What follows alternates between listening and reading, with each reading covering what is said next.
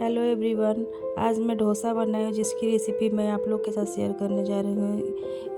इसके लिए हमने एक दिन पहले ही दाल और चावल को भिगो के रखा था। 3 कटोरी चावल और 1 कटोरी दाल को भिगो के रख दिया था। उसकी फाइन पेस्ट बना लिया मैंने।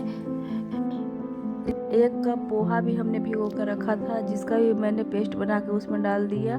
पोहा डालने से डोसा बहुत क्रिस्पी बनता है और टेस्टी। अब हम यहाँ पे सांभर की तैयारी करने जा रहे हैं। इसके लिए मैंने कुकर चढ़ाकर तेल गरम किया और उसमें पहले ही हमने सारी सब्जियों को काट के रखा था। धीरे धीरे करके सब्जी मैंने डाल दिया। लौकी, कद्दू, प्याज, अदरक, लहसुन, गाजर। अब उसको हम थोड़ी देर तक चलाएंगे। चलाने के बाद थोड़ी हल्दी और आधी चम्मच तक हल्दी, नमक स्वाद अनुसार डालने के बाद टमाटर डालकर अच्छे से 2 मिनट तक चलाएंगे। उसको चलाने के बाद मैंने पानी डाला उसमें अपने हिसाब से। आप कम या ज़्यादा अपने हिसाब से कर सकते हैं। पानी डालने के बाद थोड़ी देर उसको हम सारी सब्जियों को मिलाने के बाद ढक्कन को बंद करके 2-3 सीटी आने तक उसको पकाया। अब हम इधर आलू को तैयार करने जा रहे हैं डोसा के लिए, जिसके लिए हमने हरी मिर्च, अदरक, टमाटर, प्याज को काट लिए हैं। कढ़ाई गर्म होने के लिए तेल गर्म करके राई को डाला। राई डालने के बाद हमने उसमें कड़ी पत्ता डाला।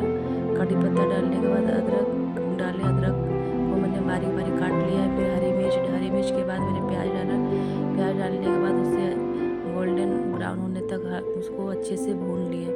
भूनने के बाद उसमें हल्दी पाउडर, आधा छोटी चम्मच गरम मसाला और 1 चम्मच धनिया पाउडर।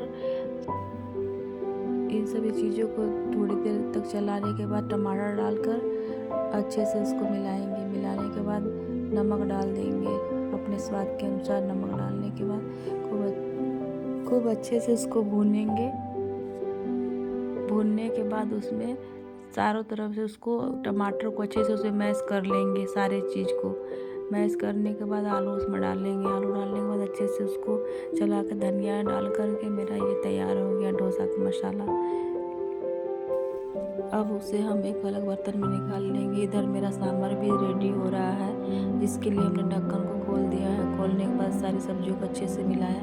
मिलाने के बाद उसका तड़का के लिए मैं तैयारी कर रही हूँ, जिसके लिए कढ़ाई में तेल डाला। तेल डालने के बाद राई, कड़ी पत्ता और सूखी लाल मिर्च डाल दिए। डालने के बाद हमने अलग से उसमें एवरेस्ट का सांभर मसाला और देगी लाल मिर्च पाउडर डालने के बाद इन सब चीज़ों को मिलाने के बाद थोड़ी देर में चलाने के बाद इसमें थोड़ा सा पानी डाल करके सारे मसालों को अच्छे से मैं फिर से चलाकर भून लूँगी। जिससे फिर इसके बाद सांभर जो बनाई थी उसको मैंने डालने के बाद चारों तरफ से मिलाई। सब्जी को अच्छे से दबा के उसमें चारों तरफ से गोल तैयार कर लिया। करने के बाद हमने उसमें इमली का थोड़ा सा पानी डाल दिए। इमली के पानी डालने के बाद दाल मैं अलग से पका कर पहले से ही रखी थी, उसमें दाल को डाल दी। मैं उसमें नहीं पकाती हूँ कि सारी सब्जियाँ बहुत ज़्यादा गल जाती, इसके लिए मैं दाल को पहले से पका लेती हूँ। अब मैं चटनी की तैयारी कर रही हूँ, जिसके लिए हमने नारियल को छील के रख लिया है।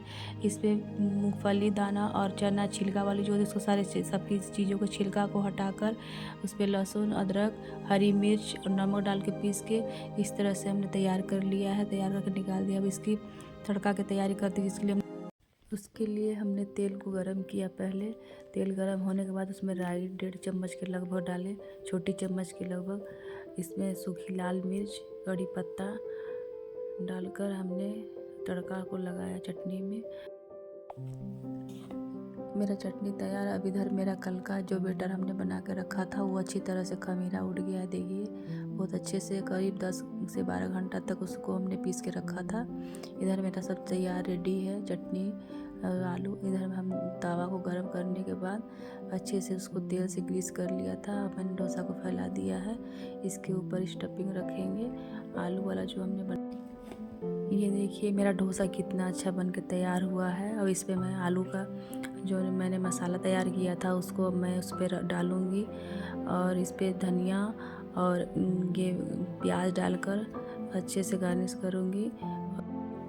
अगर आपके पास पनीर है तो आप पनीर भी डाल सकते हैं। मेरे पास इस समय अवेलेबल नहीं था, इसलिए मैं नहीं डाल पाई। इसलिए मेरा डोसा बन के रेडी हो गया। ये देखिए एक बार आप भी सब ट्राई कीजिएगा और मुझे कमेंट में ज़रूर बताइएगा मेरा रेसिपी कैसा लगा आपको।